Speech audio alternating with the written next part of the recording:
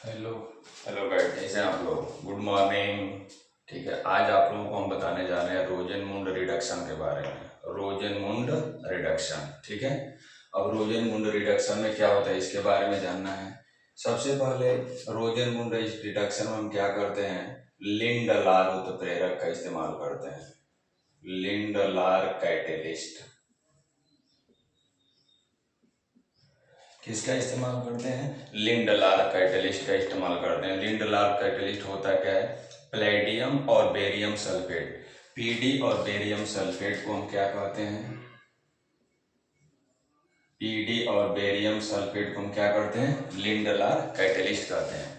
यहाँ पे जो प्लेडियम होता है उत्प्रेरक की तरह से कार्य करता है, और बेरियम सल्फेट किसकी तरह कार्य करता है? यहाँ पे जो बेरियम सल्फेट है पॉइजनस का काम करता है, अर्थात अभिक्रिया को आगे बढ़ने से रोक देता है।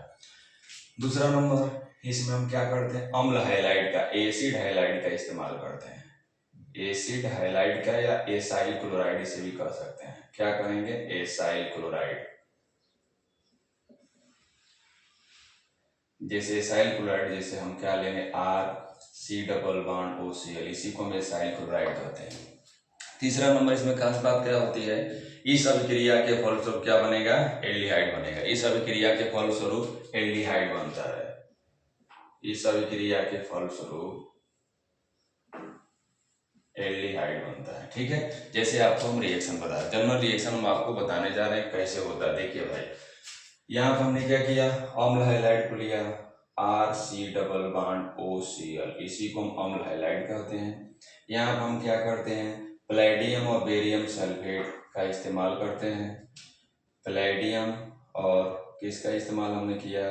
बेरियम सल्फेट का इस्तेमाल किया। यहाँ पे प्लेडियम किसका कार्य करता है? यह उत्प्रेरक का कार्य करता है। बेरियम सल्फेट किसका कार्य करता है? पॉइजनस का काम करता है। इस अभिक्रिया को होने से क्या करता है? रोकता है। अब यहाँ पे क्या बनाएगा? RC डबल बॉन्ड OH बनाएगा, और यह Cl क्या कर जाएगा? बाहर निकल जाएगा। इसको हम क्या बोलते हैं? एल्डिहाइड। क्या बोलेंगे? एल्डिहाइड। जैसे मान लीजिए हमने एग्जाम्पल यहाँ पे लिया, हमने लिया यहाँ पे CH3C डबल बॉन्ड OCl, इसे हम बोलते हैं एसिटिल क्लोराइड। क्या बोलते हैं? Acetyl chloride. इस एसिटिल क्लोराइड को हमने क्या किया? प्लेडियम और बेरियम सल्फेट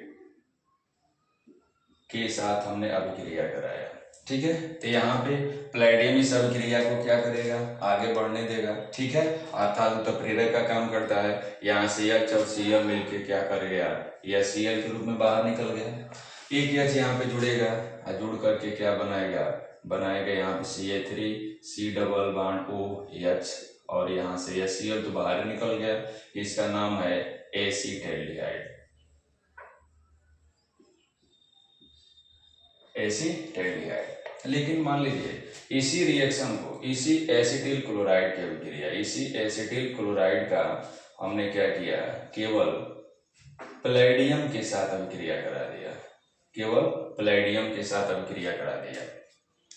तो जब हम प्लेडियम के साथ अभिक्रिया कराते हैं तो यह अभिक्रिया क्या होता है? एल्डिहाइड न बना के क्या बना देता है? एल्कोहल। जितने कार्बन का अम्ल हैलाइड होगा उतने कार्बन का क्या बन जाता है? एल्कोहल बन जाता है। जैसे देखिए यहाँ पे हमने इसकी अभिक्रिया कराया तो ये बन जाएगा यहाँ पे CH3CH2OH बन जाएगा, और यहाँ से Cl क्या कर जाएंगे? बाहर निकल जाएंगे। यहाँ से Cl क्या कर जाएंगे? बाहर निकल जाएंगे, ठीक है। इसका नाम क्या है? एथिल एल्कोहल है।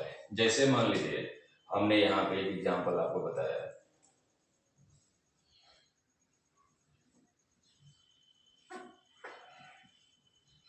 हम अगर इसकी अभिक्रिया हम क्या करते हैं, वही लिंडलार उत्प्रेरक मतलब प्लेडियम और बेरियम सल्फेट, प्लेडियम और बेरियम सल्फेट की उपस्थिति में कराते हैं। जब कराएंगे तो यह क्या बन जाएगा? एल्डिहाइड बना लेगा।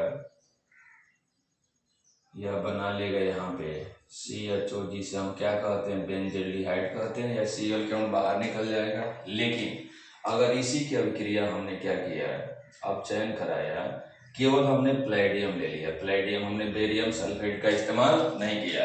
अगर हम बेरियम सल्फेट का इस्तेमाल नहीं करें, केवल पैलेडियम का इस्तेमाल करेंगे, तो यह बदल जाएगा एल्कोहल में। क्या बन जाएगा ये? एल्कोहल में। और इस प्रकार यह बनाएगा बेंजाइल एल्कोहल, और ये Cl कण क्या कर जाते हैं? बाहर निकल जाते हैं। ठीक है, देखिए बच्चों, सबसे पहले हम बताया रोजनमुंड रिडक्शन के बारे में या रोजनमुंड अपचयन के बारे में, जो इस प्रकार की नेमिंग अभिक्रिया जो बहुत महत्वपूर्ण है, अक्सर पूछा जाता है। इसमें हम किसका इस्तेमाल करते हैं? लिंडलाल उत्प्रेरक का इस्तेमाल करते हैं। लिंडलाल उत्प्रेरक क्या होता है? पैलेडियम और बेरियम सल्फेट को हम क्या कहते हैं? लिंडलाल उत्प्रेरक कहते हैं। दूसरी पॉइंट क्या हमने क्या लेता है? अम्ल हैलाइड या एसाइल क्लोराइड को लेते हैं, या एसिटिल क्लोराइड का हमने इस्तेमाल किया। ठीक है, अम्ल हैलाइड जैसे RCOCl, इसी को हम बोलते हैं। फिर इस अभिक्रिया के फलस्वरूप क्या बनता है? एल्डिहाइड बनता है।